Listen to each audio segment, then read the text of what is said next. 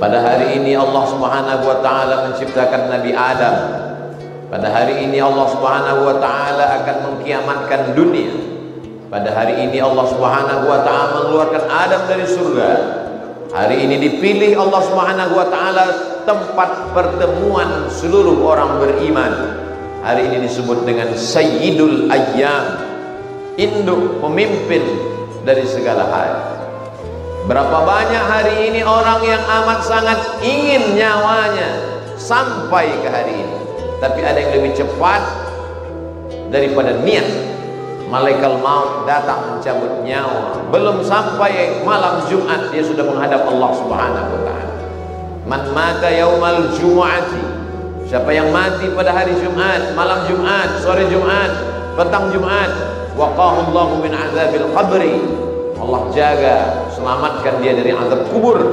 Pagi, petang, siang dan malam kita berdoa sebelum salam, Allahumma inni a'udzubika min azabi jahannam wa min azabil qabri wa min fitnatil mahya wal mamat wa min syarri fitnatil masiihid dajjal. Begitulah hebatnya, dan Allah akan menghabiskan, menghancurkan alam semesta. Idza sama'un fatarat, langit terbelah. Wa idzal kawakibun tasarat, planet bertabrakan. Wa idzal biharu fujirat, lautan diledakkan. Wa idzal quburu bu'thirat, semua yang dikubur akan dibangkitkan. Alimat nafsum ma qaddamat su'akharat, hari itu baru manusia sadar apa yang sudah dia lakukan, apa yang sudah dia lihat, apa yang sudah dia pandang, dan itu semua terjadi pada hari Jumat. Sebaliknya ada pula sebagian hamba Allah, nyawanya masih ada dalam badan, badannya sehat walafiat, tapi saat azan berkumandang dia masih berada di pasar, di jalan, di kantor, tak ada sedikit pun rasa risaunya.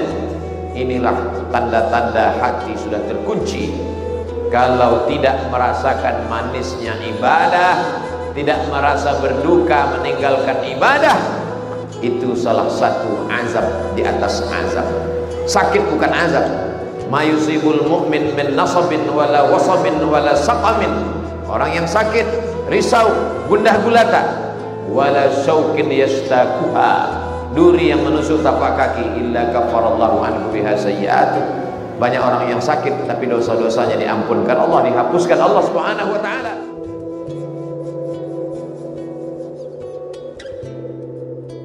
Laknat adalah ketika tak merasa berduka saat tertinggal ibadah.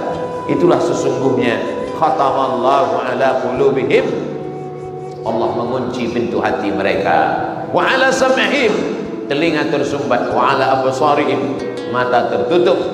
Man tarakal jum'ata thalatha marratin, siapa yang meninggalkan salat Jumat 3 kali berturut-turut, tahawunan, karena sepele, karena menganggap enteng, meremeh-temehkan salat Jumat, taba'allahu ala qalbih, Allah mengunci pintu hatinya. Rezekinya lancar, umurnya panjang, jabatannya tinggi, tapi hati terkunci, tausiah tidak masuk, bacaan Quran tidak pernah memberikan efek kepada dirinya.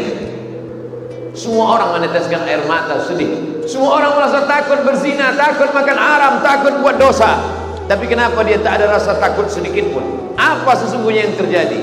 Khatamallahu ala qulubi, Allah sudah mengunci pintu hati mereka. Allah sudah punya stempel seperti surat yang dimasukkan ke dalam amplop, lalu kemudian diambil timah, distempel, begitulah terkunci, tertutup. Summun bukmun amyun, pekak, tuli, bisu, buta, la yarji'un, tak mungkin lagi kembali kepada kebenaran.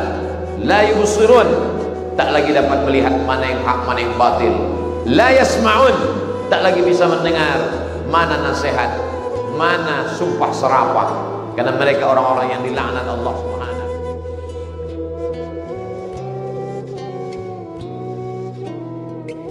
Tsumma qila lil ladzina zalamu, kemudian dikatakan kepada orang-orang yang zalim.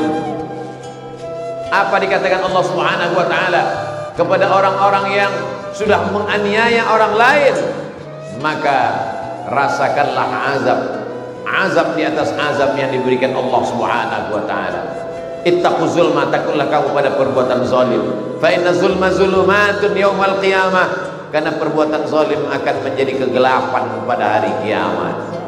Banyak orang menganggap bahwa dia sudah selamat karena sholatnya, selamat karena puasa sunnatnya, selamat karena akikah dan kurbannya, selamat karena sudah membangun masjid, selamat karena sudah berhaji dan umrah ke Baitullah.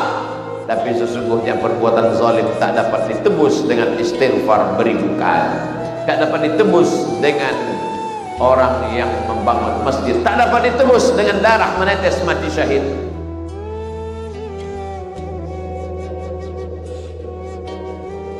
Itulah mengapa Nabi Muhammad SAW ketika dia akan meninggal dunia hari Senin, 5 hari sebelum meninggal, hari Rabu, Kamis, Jumat, Sabtu, Ahad, Senin, hari Rabu dia naik ke atas mimbar. Apa dia katakan?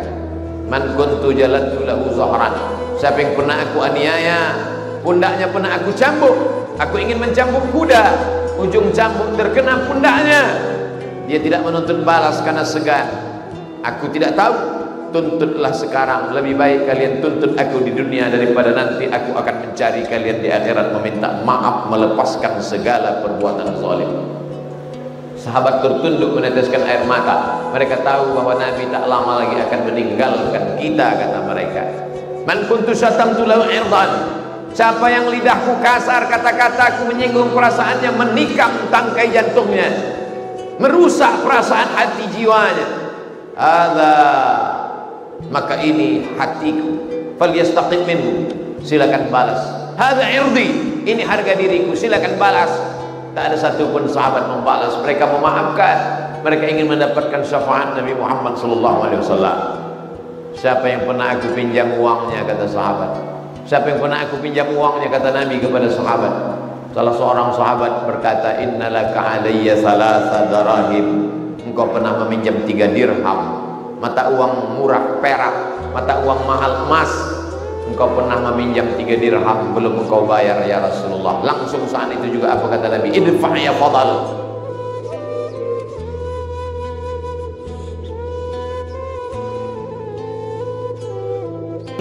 Hiduplah sombong seperti Fir'aun, hiduplah angkuh seperti Qarun. Kelak kau akan mati seperti mereka juga, dan semua akan diminta tanggung jawab di hadapan Allah Subhanahu wa taala. La tus'alunna yawma idzin 'anil na'im. Semuanya akan dipertanggungjawabkan. Inna sam'a pendengaran, wal basar penglihatan, wal fuad hati, lisan dan pikiran. Kullu ulaika kana anhu mas'ula. Semua akan disoal, semua akan ditanya, semua akan diminta tanggung jawab. Siapa yang akan menolong? Siapa yang akan membela? Dapatkah kita membayar pengacara dengan uang yang kita punya? Tidak ada orang mati bawa uang, tidak ada yang mati bawa emas, tidak ada yang mati bawa harta.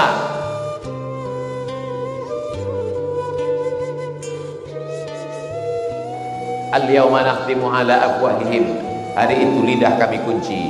Wa tukallimuna aydihim. Tangan akan kami buat berbicara. Wa tashhadu arjuluhum. Kaki akan kami buat bersaksi. Bima kanu yaksibun. Semua perbuatan yang pernah diucapkan. Kemana langkah kaki, kemana hayunan tangan, kemana kedipan mata, kemana bisikan telinga, kemana lintasan hati, kemana pikiran merajalela. Sampai matanya, ruh akan keluar dari jasad, jantung berhenti berdetak, darah berhenti mengalir, berubah menjadi nanah, daging membusuk, kulit mengelupas, kuku tercabut, bola mata bergelinding jatuh meninggalkan tengkorak kepala. Saat itu seonggok daging busuk akan menjadi santapan cacing tanah. Orang kaya dan orang miskin sama, penguasa dan rakyat jelata, tak ada beda. Semuanya akan mati menghadap Allah. Isma syi'ta, hidup sesuka hatimu. Fa innaka mayyit, kau akan menjadi mayat. Ahbib man syi'ta, kasihi, sayangi, cintai siapa yang mau kau cinta. Fa innaka mufariquhu, kau akan meninggalkannya. I'mal ma syi'ta, berbuatlah sesuka hatimu. Wa anta majziyun bihi, kau akan diberikan balasan Allah Subhanahu wa ta'ala. Ya'ti yaumal qiyamah, ada orang nanti yang datang menghadap Allah pada hari kiamat, bisolatin, solatnya banyak, Salat qabliyah, salat tahiyatul masjid, salat sunat wudu, salat sunat taubat, salat sunat tahajud, salat sunat hajat, salat sunat witir. Wa zakatin, zakat, wakaf, infak dan sedekah. Wa siyamin, puasanya banyak. Tapi ternyata lidahnya syatama hadza, mencaci maki si fulan. Wa akala mala hadza, memakan harta si fulan. Wa daraba hadza, memukul menempeleng si fulan. Wa qadhafa hadza, menuduh si fulan, bersikap kasar terhadap si fulan, menyinggung perasaan si fulan.